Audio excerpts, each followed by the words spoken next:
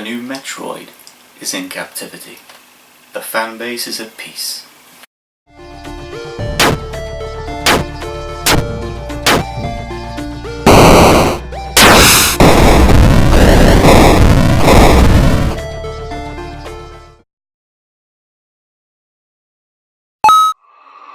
Hello, it's another Critical Brits episode. Today's quite a way after the release of what we're looking at today. It is, of course, as you can see, the new Metroid Samus Returns Legacy Edition. This is going to be the European one for the Nintendo 3DS, which is a game we've all been very much looking forward to since this year's E3, where Nintendo finally remembered that they had a little franchise called Metroid, which has a sizable fan base that they haven't been feeding for quite a while. I think the last main game in the series was Metroid Other M for the Nintendo Wii. That was in 2009, and the less said about that one, the better. Actually, it might have been 2010. Either way, a long time ago. And yeah, they definitely didn't release anything after that one. Definitely didn't.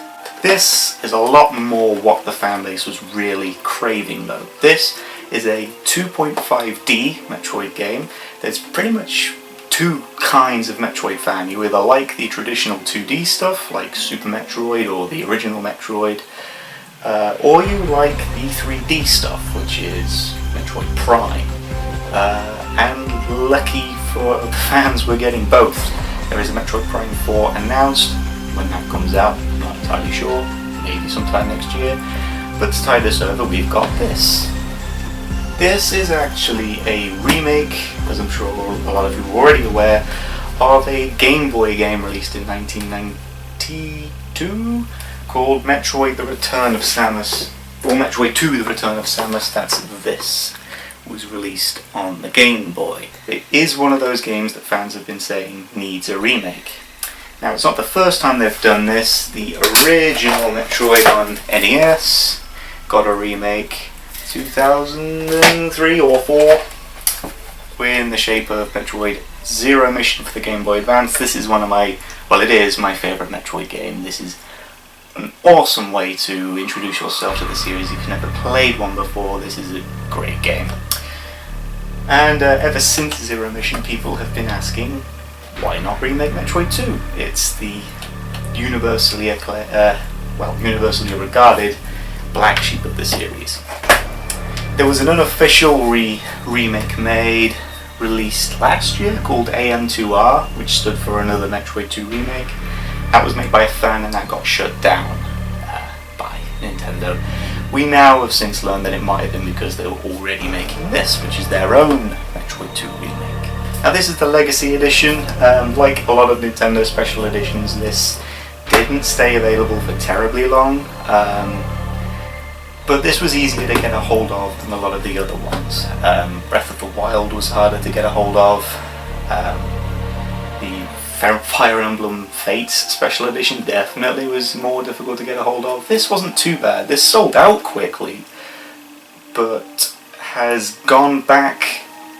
It's a strange case where I think a lot of scalpers might have bought these up and haven't been able to shift them, because I got mine on the second-hand market pretty much unused.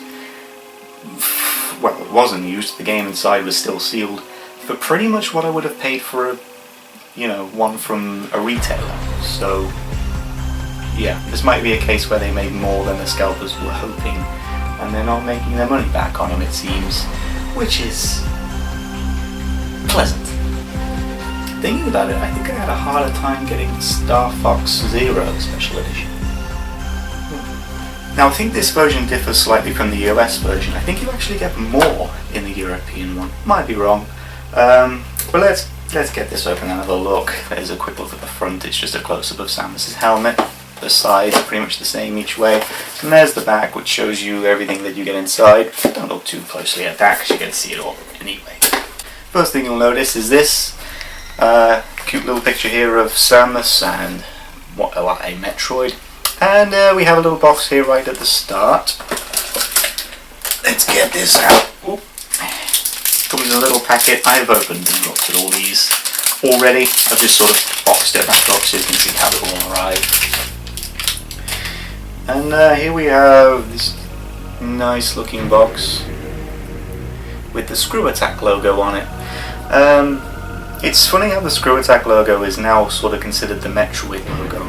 It's just an item in the game. I don't really understand how that's happened. It might just be because it's an S and people associate it with Samus. But inside here is a little badge. Gold badge of the Screw Attack symbol. This is not a pin badge. It's a more traditional badge with a longer pin on it.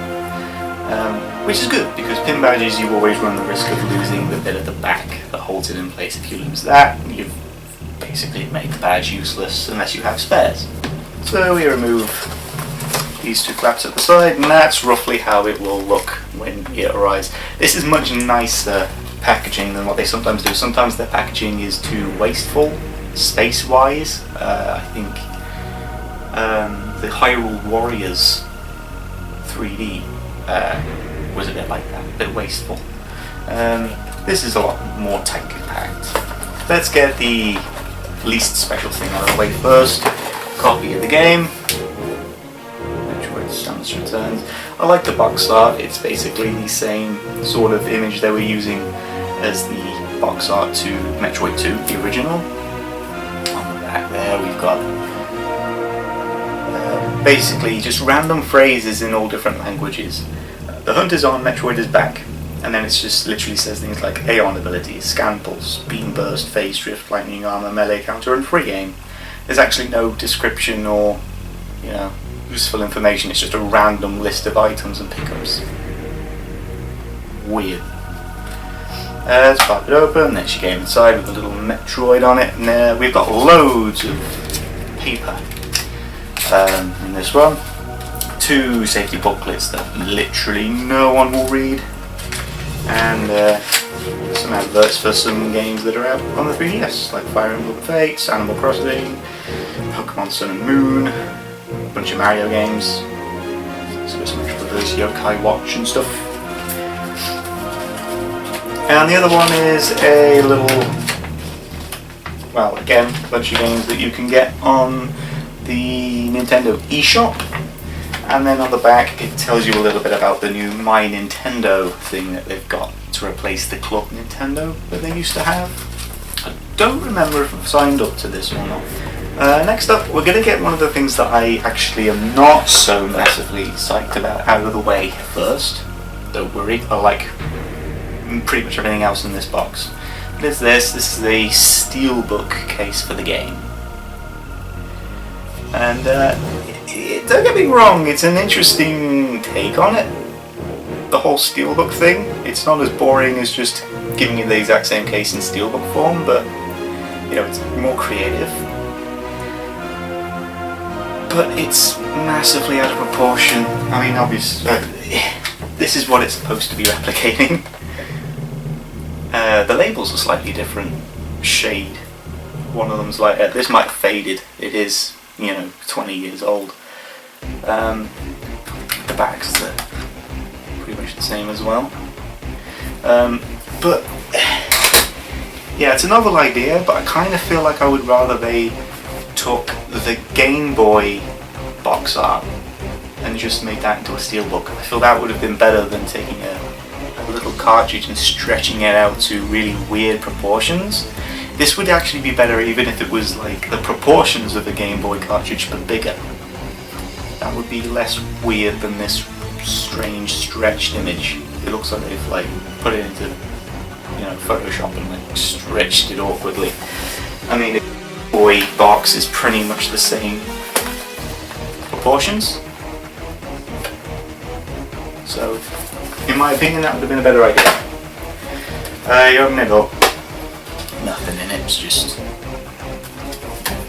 I'm not a fan on the whole steelbooks thing anyway, especially with the spines. They never put anything on the spines, which means when you put it on your shelf, no one's going to know what it is when they're browsing, your collection.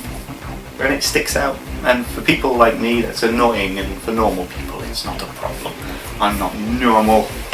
Next, we've got, let's get this out. This is a little packet. Looks like it's got sweets in it. It's not sweets.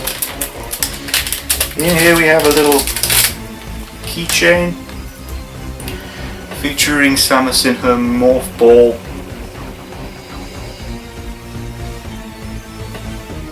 I don't really know what I'm supposed to say as regards that. It's cool, I guess. I don't really have any need for key rings. It's cool enough. Some people will find use for that. That's the thing. Now we get into some of the more interesting stuff. This is something that I actually didn't realise or simply forgot was included. This is a download code. I've already redeemed it, by the way, so you're wasting your time putting that into the eShop. A download code for the original Game Boy game. It's digital only, you have to download it from the eShop, but it's, the original. You can try that out. Be prepared to realise just how old the game is when you try it. It's old. Like I said, you can see I've had a copy of the cartridge for a while, and yeah, you can see why they had to remake it. But what I like about this is that it's all over it. It's got like pictures of the old monsters and things in like the old art style, which is really cool. And on the back you've got a nice big picture of Samus. The image everyone remembers. It's weird how small Samus's arm kind of looks in this artwork, because I'm used to like Prime where they make it really much too big, honestly. But yeah, so you get that. That's cool. So I didn't realise they included that. Next we have this. This is the Samus Archives, which is a soundtrack. It's not the game soundtrack. This is actually more interesting than that. This contains 25 tracks from the entire series, which is pretty cool, because the whole series has got some pretty good music in it. Yeah, there's a picture of the back there. And there's a cool little digital picture of Samus from what I assume is Metroid 2. Looks like the Metroid 2 Samus. And the disc art there. Some of the tracks include, let's see if there's any of my favourites on here. Yeah, you have the theme of Ridley from Other M. You have some Metroid Fusion track on here. The Prime theme, which is really cool. The Dark Samus theme. Even just the Metroid Prime trilogy music, which I'm assuming is the really cool orchestral stuff they had going off the menu. Yeah, that's cool. It even includes tracks from Metroid 1 and Metroid 2, which is interesting because they're like 8-bit. So yeah, that's a really cool addition. And we're already at the last little item now, and this is really cool as well. We have an art book. But this is not just an art book for Metroid Samus Returns. This is also an art book for the original game, Metroid 2 Return of Samus. It's actually reversible. That's a really cool feature, so you get a look at artwork for the remake. You can see that. Zero Suit Samus. Gunship. Environments and things, some of the Metroids, and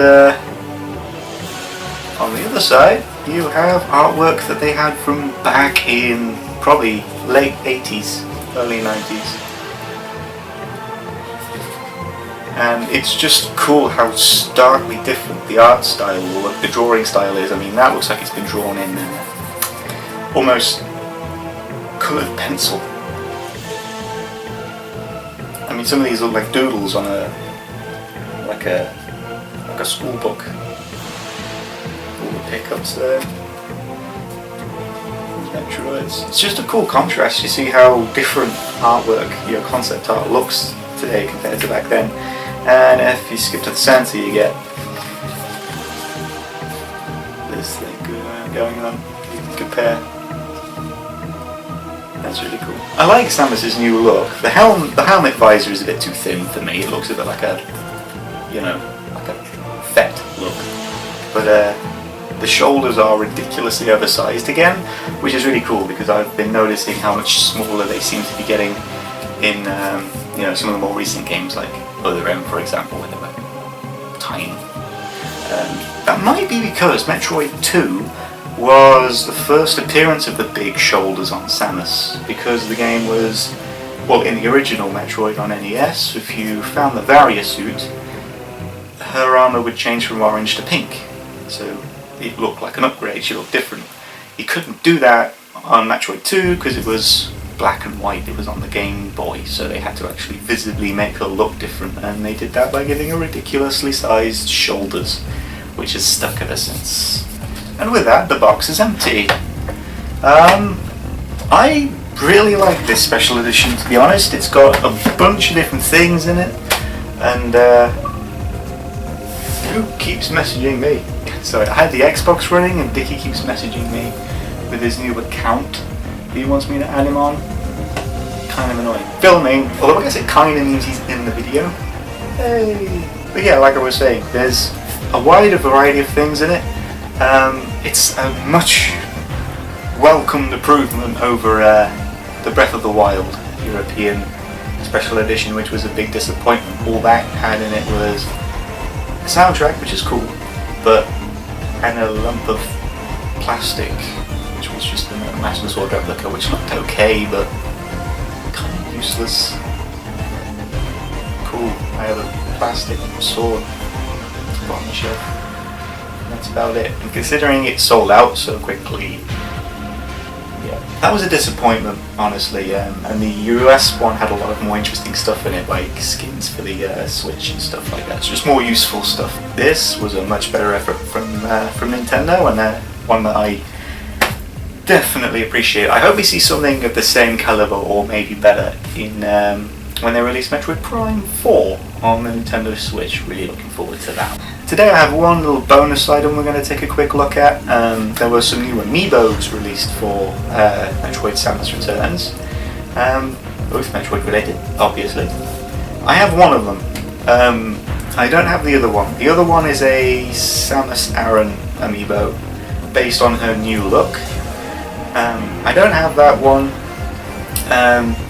But I did get the other one, because the other one was really cool, and it seems these Amiibo have sold out pretty quick. I haven't been able to find any in shops, and when you go on eBay they cost twice as much as the usual asking price. But I was actually able to get the one I was after with this thrown in. I actually probably did really well price-wise for this. This thing retailed at 60, maybe 70. Didn't retail for outrageous price, and the Amiibos obviously all retail at roughly 15 to 17, but yeah, they all go for about 25 to 30 now on eBay, so I was very grateful that this got sort of included. It's the Baby Metroid. Here's the box art in case anyone's interested. It's not in the box anymore. I actually use my Amiibo and display them correctly, thank you very much. And here it is, the Baby Metroid. This is a really cool Amiibo. This is easily one of my favourites. As any Metroid fan knows, the Metroid 2 was the first appearance of the Baby Metroid. She discovers him right at the end of the game, and that's where Super Metroid begins. The Super Nintendo. And yes, everyone lost their minds when it was demonstrated in that one Nintendo Direct episode that the Metroid is in fact squidgy, squishy, pokeball. Another interesting detail that I've noticed, which is really cool, all over the squidgy membrane, there's these little details embossed onto it, and I noticed that straight away. It's kind of cool, but what I've noticed since is they line up with, I don't know what you want to call the meatball looking things in the middle, but the little tails that come off them, they line up with those. I imagine if you kept squidgying it that would change, but yeah, it's a really cool little detail. I don't know whether you'll be able to see that on camera. And the capsule also has a really cool cracked glass effect on it. If anyone's curious what the Amiibo actually does in the game, when you scan it onto the 3DS, it will tell you the location of the nearest Metroid in the game, because the basic idea of Metroid 2 is you go to SR388, which is the planet where the Metroids come from. Essentially, it's the home planet, and Samus has been sent there to eradicate them all. So you're literally hunting down Metroids, and scanning this will tell you the location of the next nearest one. It also unlocks something called Fusion Mode. Interesting thing about that, Metroid Fusion on the Game Boy Advance basically had a different suit for Samus. Her original suit gets infected and they do all kinds of things to it to try and save her, and it ends up looking blue and yellow and very strange.